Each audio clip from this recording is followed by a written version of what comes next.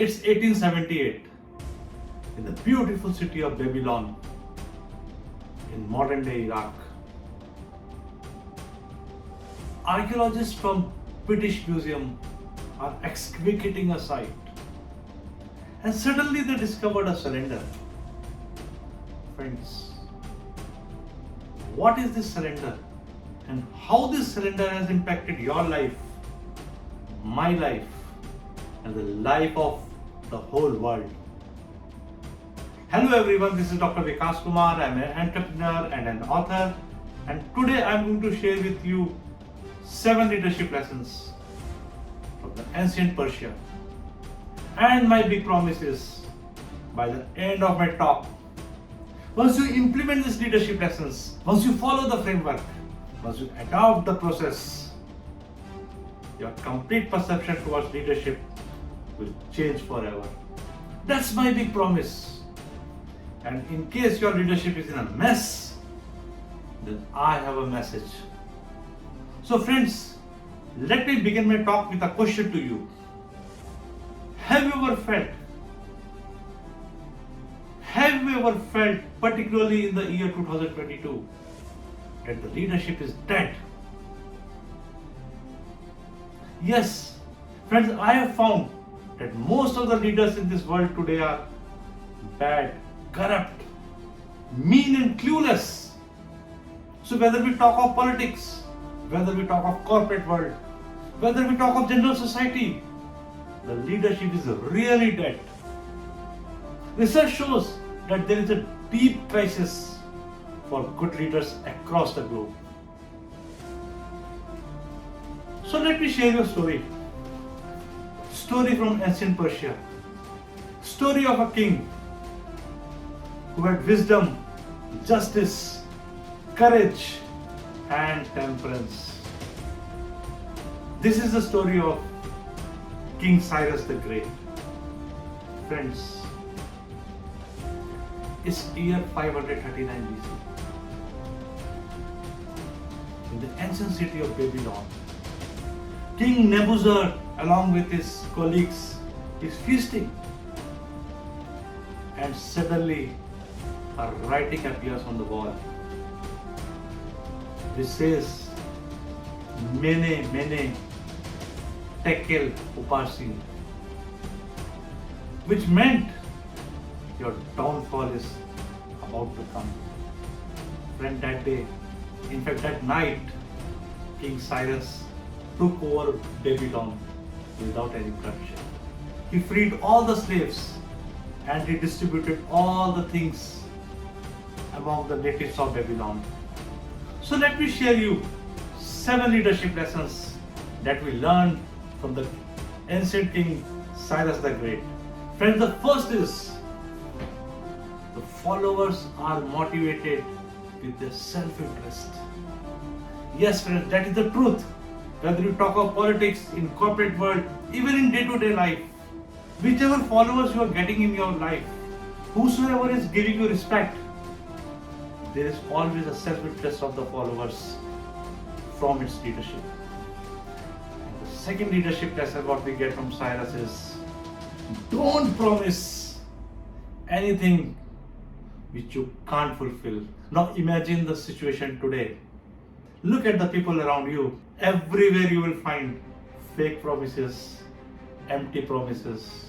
That was the vision of King Cyrus, who believed that he should never promise anything which can't be fulfilled.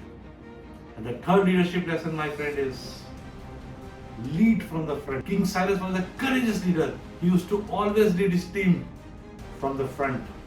Unlike the modern leaders who sit, relax at their places and their team is in the fields. And friends, the fourth leadership lesson is minimize the distinction between the teams. Friend, this is the biggest problem we find today across the society, in the corporate world, in the politics, where there is a lot of division between the people. There is no cohesive group.